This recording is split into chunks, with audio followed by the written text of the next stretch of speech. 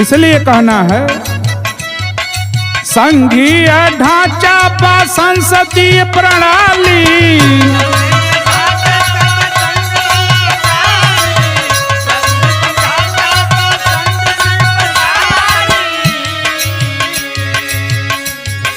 न्यायालय स्वतंत्र संविधानवा हो बाजहनवा में आला।